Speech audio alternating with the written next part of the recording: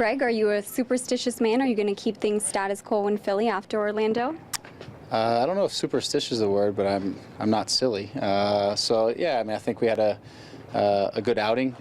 We did a good job defensively and kept ourselves organized. We were very difficult to break down. So, all things considered, you won't see a lot of changes, that's for sure. What has this team learned about its resiliency over this lengthy road trip? Yeah, there's been challenging times. We knew it was going to be a tough start. Obviously, we went through some ups and downs playing with 10 men. We saw a little bit of everything. We had leads. We gave away leads.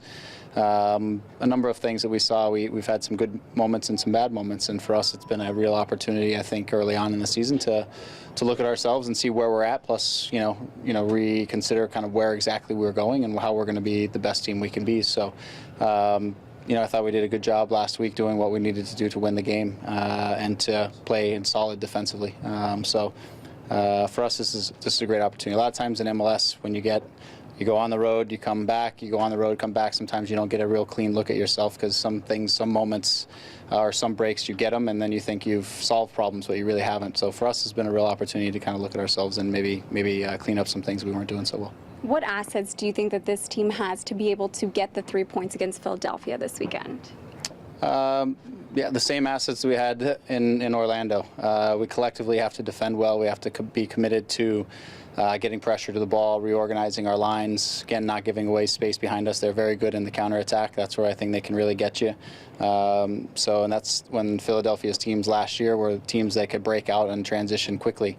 So we need to make sure we protect the space in behind us and we organize our lines and we become very difficult to break down. So, for us, it's similar. We could be better with the ball than we were last week. We could be better in transition and holding the ball and gain a little bit more possession. And it's not a matter of having possession the entire game, but it's just having moments where we can relieve some of the defending through keeping good possession, and we're a team that can break other teams down as well. So we're just trying to find a nice balance there, but we got to stay defensively solid and protect the space behind us. Greg, can you give us an injury update? Who's unavailable or questionable for the weekend? Yeah, Stevie's unavailable. Bloom's unavailable still. They're getting there. I keep saying that every week, but they're getting there. And Joe is questionable for the weekend. He had a little. He felt something pull a little bit on his foot in the last game, and so we are trying to be precautious this week as we prepare him for to see if he's going to be available for the weekend. So would Konopka be in the on-deck circle? Or yes, he would be the immediate on-deck circle. Yes. And who would be taking the honor if he couldn't make it? Konopka couldn't make it? Konopka, who would be number I don't feel like I have to make that decision today, thankfully, but over the next 24 hours, I'll sit down with John and the keepers will decide who the second keeper is that we'll take with us. So. And do you think this is just a one-week thing with Joe, or could it be something, you know what it is? It's not nothing serious. We don't see it taking too terribly long. And like I said, he's questionable for the weekend, so we'll see. So we think if it's not this week, we're optimistic for next week. So I don't see it as being a long-term thing. But it's an opportunity, should Joe not be able to go, for somebody to show us what they have and what they're capable of doing. We also have a lot of games this month, and with the Amway Canadian Cup coming up, we're gonna need a lot of bodies and a lot of guys who are ready to perform because we're taking everything serious. Apart from last weekend, do you feel like if you didn't have bad luck, you wouldn't have any luck at all when it comes to defense? Yeah, I mean we've had some moments. We've seen some interesting times over this 6 games now, but I'm sure we'll have plenty of interesting times in the next game. But these 7 matches, so we've seen a lot of different things. We've had to respond to a number of different issues and a number of different situations over the course of that. And for us is not to make excuses for anything, but to learn from all these things to become a better team. Ashton Morgan is approaching his 100th cap. If he plays this weekend, he'll be the first Toronto FC player to reach that milestone. Is that an honor that I think he is deserved? And what have you seen from Morgan this season so far that gives you, optimism or hope for him?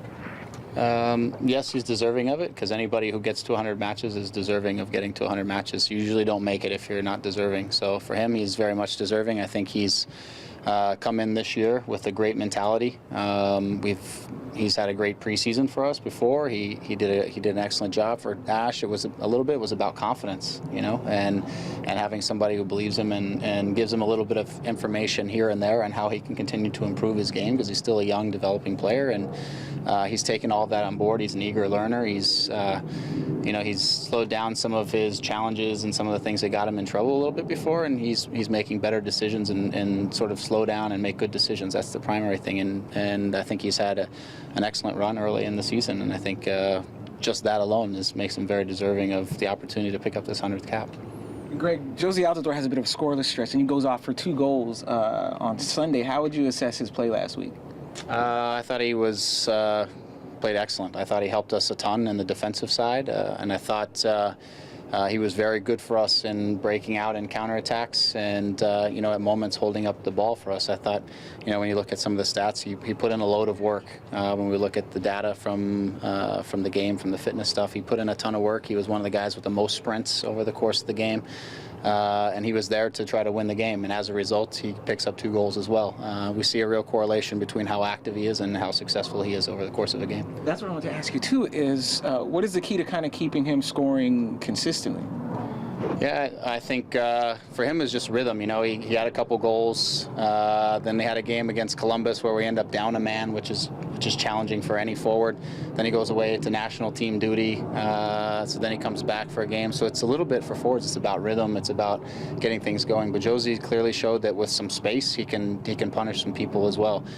So we just want to keep Jozy working on scoring goals both when he has open space, but also when he's in and around the box and the spaces are a little bit tight, and giving himself some opportunities on goal, and us giving him better service, to be quite frank. We, when we get into crossing positions, we haven't necessarily always put the best balls in the box to give the big man a chance to go get it. So that's a little bit of us. It's a little bit of him continuing to work, but we like him when he has some room to operate. Greg, how would you assess Seba's progress over the first 6 games, particularly in terms of his movement off the ball and creating space for teammates? I think he's fantastic. I mean, especially when you go back and you look at the Dallas game and it was challenging and we were coming from behind, I thought he really sort of took the reins and was, give me the ball, I'm going to make things happen. So for him, I think he's a very intelligent player, so he kind of feels his way through a game and figures out where the spaces are going to be and what areas he can exploit based on how the other team is defending. And he's very clever about that. We as a team need to continue to really think about getting him on the ball. There's times where he moves into great spaces and we don't necessarily give him the ball in that moment. So it's us still evolving as a team to recognize we have a guy who in the attack can really make things happen. Jozy does a good job of working with Seba to create little pockets for Seba to get into, and now it's on us to find him and allow him the opportunity to make things happen for us. But in the last game, I thought he was very unselfish. He worked hard for us defensively, and he did a number of things to help make the game predictable for the block of 8 behind him. And he didn't have as many moments on the ball, but he did set up Jozy on one opportunity early that Jozy just sort of, the touch slipped away from him, but he was in. But he still created some chances for us in the transition. But again, for us is to keep getting him the ball as much as possible and allow him to do his damage. At the end of last season, Greg, you talked about the number of injuries this team had and said basically it was unacceptable. Maybe some training things had to change.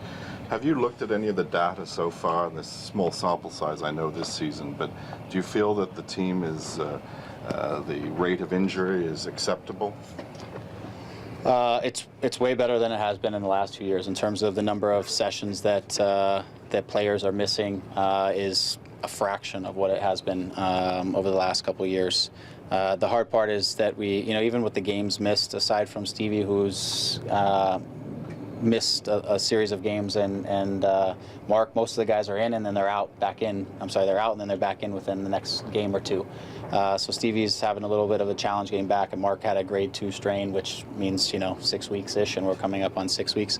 But aside from that, we've missed very little training, and we've missed not too many games, guys that were out for a game or 2. But so I think we've been on the right path, and guys are fit. And this is going to be our real test when we get into May and we play a lot of games back to back, and that will be a real sign of sort of how our overall fitness is, but also how our durability is, and that's the key in this league. And I was wondering what your reaction was to the Damien Perkis fine for simulation.